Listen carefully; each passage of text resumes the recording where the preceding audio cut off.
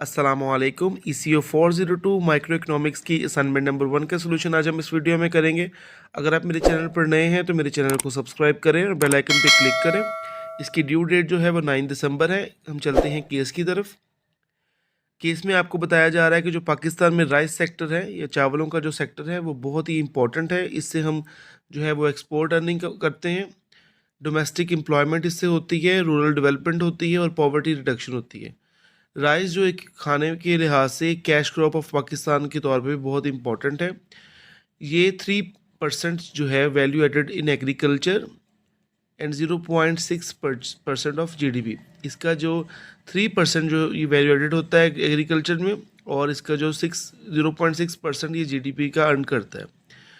गंदम के बाद ये सेकंड ऐसा फूड क्रॉप है जो कि बहुत ज़्यादा फेमस है और इससे ज़राए मुबादला कमाया जाता है। पिछले साल सैलाब की वजह से इसकी जो प्रोडक्शन है वो 8.3 मिलियन टन कम हो गई है, जो कि 4.3 million ton as compare to 4.8 million ton जो कि 2021 से 22 के साल में थी। मेंबर ऑफ राइस एक्सपोर्टर जो है एसोसिएशन ऑफ पाकिस्तान REAP, ये इस चीज़ के लिए उसको देख रहे हैं कि गवर्नमेंट जो है वो इसको सपोर्ट करे ताकि जो सैलाब हैं या किसानों को जो पूरी कंट्री में जो है वो इफ़ेक्ट करते हैं, तो वो इस जो है करंट सिचुएशन को कैसे वो कोप कर सकें, कैसे इसको सेट कर सकें। Hypothetical data on price, quantity demanded and quantity supplied of rice in domestic market is given in the following table. यहाँ पे एक क्वांटिटी डिमांड, प्राइस और क्वांटिटी सप्लाइड दी गई है आपको। जब राइस के प्राइस 140 रुपीज़ होंगे तो क्वांटिटी डिमांडेड जो है वो 98,000 टन है, जबकि क्वांटिटी सप्लाइड जो है वो 80,000 टन है। इस तरह से पूरा टेबल दिया गया है। अब आपकी रिक्वायरमेंट क्या है, ठीक है। आपने ये सबसे पहले ए में करना है कि इक्विलिब्रियम प्राइस और equilibrium quantity of rice in domestic rice market, ये आपने कैलकुलेट करनी है। Also show the market equilibrium graphically, आपने वो बताना है कि इक्विलिब्रियम प्राइस क्या है और इक्विलिब्रियम क्वांटिटी क्या है, ठीक है। ये आप लोगों ने बताना है कि किस प्राइस पे ये इक्विलिब्रियम में है। उसके बाद में calculate price elasticity of supply when price of rice is ₹160। 160 पे आपने इसकी प्राइस इलास्टिसिटी ऑफ सप्लाई को कैलकुलेट करना है। नंबर सी पे आपने what does the value of elasticity of supply calculated in part B represent. ये जो वैल्यू ऑफ इलास्टिसिटी है ये ऑफ सप्लाई है, ये जब आपने कैलकुलेट बी पार्ट में की, ये क्या शो करती है। और जबकि डी क्वेश्चन इसका क्या है कि आपने सपोज करें गवर्नमेंट जो है ये सपोर्ट कर रही है राइस प्रोड्यूसर्स को, और उसके रिज़ल्ट में जो number of supplier of rice जो हैं वो डोमेस्टिक मार्केट में इंक्रीज़ हो गए हैं। तो आपने ग्राफिकली एनालाइज करना है कि इम्पैक्ट ऑफ दिस सिचुएशन, आपने ये बताना है कि इस चीज़ का जो असर है वो इक्विलिब्रियम प्राइस और इक्विलिब्रियम क्वांटिटी ऑफ राइस पे कैसा होगा। ये आपकी असाइनमेंट है। चलते हैं अब इसके सोल्यूशन की। ECO 402 की असाइनमेंट का सोल्यूशन हम लोग करने वाले हैं। इसकी कैलकुलेशंस तो बिल्कुल सेम होंगी, पर आपने सेम ही वर्डिंग यूज़ नहीं करनी। कुछ स्टेटमेंट्स को थोड़ा सा चेंज करेंगे तो आपका जो है पूरे मार्क्स आपको दे दिए जाएंगे। चलते हैं जी इसके सोल्यूशन की तरफ। आप लोगों ने क्या करना है कि मैंने ये टेबल आपकी सहूलत के लिए यहाँ पे पोस्ट किया है ताकि आपको समझ आ सके। हमें क्वांटिटी डिमांडेड की यहाँ पे बिल्कुल ज़रूरत नहीं है, दरमियान वाले की। हमने जो वैल्यूज़ देखनी है वो प्राइस की या पी की देखनी है, प्राइस की और क्वांटिटी सप्लाइड की, ठीक है। तो हमारी रिक्वायरमेंट नंबर 1 क्या है कि what is equilibrium price and equilibrium quantity of rice in domestic rice market. आपने ये बताना है कि इक्विलिब्रियम प्राइस और इक्विलिब्रियम क्वांटिटी कौन सी होगी। तो इक्विलिब्रियम प्राइस या क्वांटिटी वो होती है, प्राइस वो होती है जिसमें इक्विलिब्रियम जो क्वांटिटी डिमांडेड आपकी जो क्वांटिटी सप्लाइड के इक्वल आ जाए, ठीक है। तो यहाँ पे कौन सी हमें वैल्यू नज़र आ रही है, तो 180 जो है वो ऐसा प्राइस है जिस पे आपकी क्वांटिटी डिमांडेड जो है और क्वांटिटी सप्लाइड इक्वल हो रही हैं 90,000 के, मतलब दोनों जो है वो एक दूसरे के इक्वल आ रही हैं। तो आपकी जो इक्विलिब्रियम प्राइस होगी वो 180 होगी, जबकि आपकी क्वांटिटी जो है डिमांडेड एंड क्वांटिटी सप्लाइड जो होगी वो आपकी इक्विलिब्रियम क्वांटिटी जिसे कह सकते हैं वो आपकी 90,000 होगी, ठीक है। ये आपका क्वेश्चन नंबर 1 का आंसर है, हाफ आंसर। उसके बाद में आपने एक ग्राफ को ड्रा करना है। ग्राफ को आप ज़रूर ड्रा करें, ठीक है, इससे आपको सहूलत ये होगी, आपने इस तरह से करना है, आप रैंडम लाइंस लगाएं जैसे मैंने लिखी हुई है। जो डी है वो ऊपर से नीचे आ रही होती है, जबकि जो एस है, एस कर्व है, वो नीचे से ऊपर जा रही है, जैसे कि आप यहाँ पे देख सकते हैं। यहाँ पे जो सप्लाई की वैल्यूज़ हैं वो 80 से 94 तक जा रही हैं, मतलब नीचे से ऊपर जा रही हैं, जबकि डिमांड क्वांटिटी डिमांडेड की जो वैल्यूज़ हैं वो ऊपर से नीचे आ रही हैं। एक और चीज़ याद रखें, प्राइस और जो सप्लाई है वो हमेशा नीचे से ऊपर जाती हैं, ठीक है, इनमें जो है डायरेक्ट रिलेशनशिप होता है। अगर प्राइस नीचे से ऊपर जा रही है तो क्वांटिटी सप्लाइड भी नीचे से ऊपर इसकी वैल्यूज़ आएंगी, ये डायरेक्ट प्रोपोर्शनल होंगे एक दूसरे के।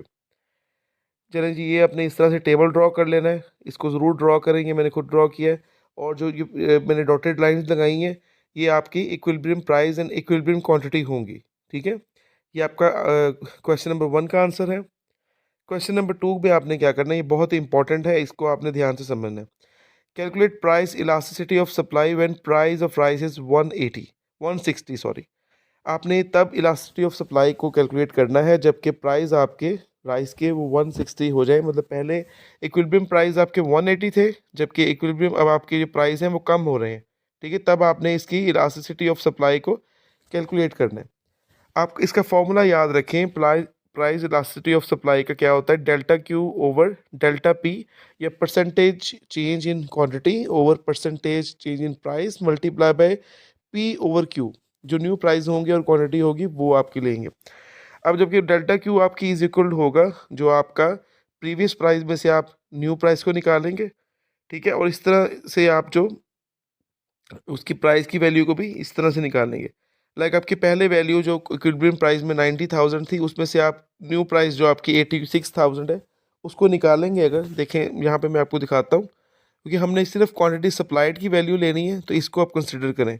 90,000 में से आप 86,000 निकालेंगे तो आपके पास आंसर आएगा 4,000, ठीक है। इसी तरह से 180 जो आपकी इक्विलिब्रियम प्राइस है उसमें से आप जो 160 को डिडक्ट करेंगे तो वो 20 आपके पास आंसर आ जाएगा। तो इट मीन्स कि आपकी जो वैल्यूज़ डेल्टा क्यू आपकी हो गई 4,000, जबकि डेल्टा पी आपकी हो गई 20,000, और जो पी न्यू प्राइस है वो 160 है। 160 पे जो आपकी क्वांटिटी है वो आपकी जो क्वांटिटी की प्राइस वो वैल्यू कौन सी है वो भी हम देख लेते हैं, वो है 86,000, ठीक है। न्यू क्वांटिटी न्यू प्राइस पे 160 पे आपकी जो क्वांटिटी सप्लाइड है वो 86,000 है। अब इस फॉर्मूला में हम पुट करते हैं वैल्यूज़ को। डेल्टा क्यू की वैल्यू थी हमारे पास 4,000 डिवाइडेड बाय डेल्टा पी की वैल्यू थी हमारे पास 20 मल्टीप्लाई बाय 160 जो कि न्यू प्राइस है, जबकि इसका इसमें क्वांटिटी 86,000 होगी।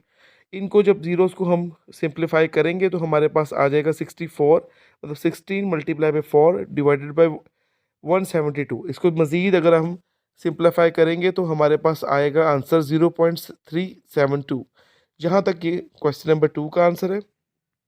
अब क्वेश्चन नंबर सी या 3 में हम क्या देखेंगे, पार्ट सी में कह सकते हैं कि इसमें जो इलास्टिसिटी ऑफ सप्लाई जो कैलकुलेट की है ये क्या शो कर रही है। एक चीज़ याद रखें, जब भी प्राइस इलास्टिसिटी की वैल्यू जो है वो 1 से नीचे होगी या 0 से 1 के दरमियान में होगी, इट मीन्स कि ये जो प्राइस इलास्टिसिटी है आपकी, ये आपकी जो इन इलास्टिक है, ठीक है। इसका मतलब ये हम सिर्फ आप ये भी लिखते हैं, मैंने सिर्फ आपको समझाने के लिए ये लिखा है। आपने सिर्फ ये भी लिख सकते हैं कि क्योंकि इसकी जो वैल्यू है वो जो उससे कम है और पॉजिटिव वैल्यू है, ठीक है, तो इसलिए इन इलास्टिक है, मतलब कि जो प्राइस के कम होने से इस पे कोई असर नहीं पड़ रहा, ठीक है, ये आप इस पे कोई इफेक्ट नहीं होगा, ये इन इलास्टिक है। अब हमारा डी पार्ट है कि आपने ये बताना है कि गवर्नमेंट ने जो राइस की जो प्रोड्यूसर्स को सब्सिडी दी है, सपोर्ट किया है, और इससे सप्लायर्स जो है डोमेस्टिक मार्केट में बढ़ गए हैं, मतलब सप्लाई आपकी बढ़ गई है। आपने इस चीज़ को ग्राफिकली शो करना है, ग्राफ आपने सिर्फ बनाना है। इसमें क्या करना है, आपने वही वाला पहले ग्राफ बनाए, उसके साथ एक मज़ीद देखें, एस जो है वो आपका पहला जो आपकी वैल्यू है, एस जो पुरानी सप्लाई की वैल्यू है, डी जो डिमांड की वैल्यू है, और आपका जो डॉटेड लाइंस है ये आपके पहले इक्विलिब्रियम प्राइस को शो कर रही है। जब आपकी एस नॉट या एस वन पे आपकी सप्लाई जाएगी, नीचे की तरफ आएगी, ठीक है, ये मतलब आपकी राइटवर्ड डायरेक्शन में मूव करेगी, तो आपकी जो प्राइस है वो कम हो जाएगी, जबकि आपकी क्वांटिटी है जो वो बढ़ जाएगी। आपने ये भी टेबल ड्रॉ करना है, 2 इसमें ग्राफ्स आपने ड्रॉ करने हैं। इस पूरे जो आपके जो असाइनमेंट में ग्राफ्स ड्रॉ करने ज़रूरी हैं। अगर आप नहीं ड्रॉ करेंगे तो आपके मार्क्स नहीं आएंगे, ठीक है। ये बहुत ज़रूरी है। और यहाँ पे आपने सिंपल लिख देना है कि क्वांटिटी सप्लाइड जो है वो जब इंक्रीज़ होगी तो इक्विलिब्रियम प्राइस जो डिक्रीज़ हो जाएंगे, जबकि इक्विलिब्रियम क्वांटिटी है जो वो इंक्रीज़ हो जाएगी। ये था जी आपकी ECO 402 की असाइनमेंट का सोल्यूशन। होपफुली आपको इसकी समझ आई होगी। अगर कोई क्वेश्चन हो तो डिस्क्रिप्शन बॉक्स में दिए गए नंबर पे मुझसे आप रब्ता कर सकते हैं। Hope for the best to all students. Video को लाइक कीजिएगा, शेयर कीजिएगा और मेरे चैनल को सब्सक्राइब करें। Thank you. अल्लाह हाफ़िज़।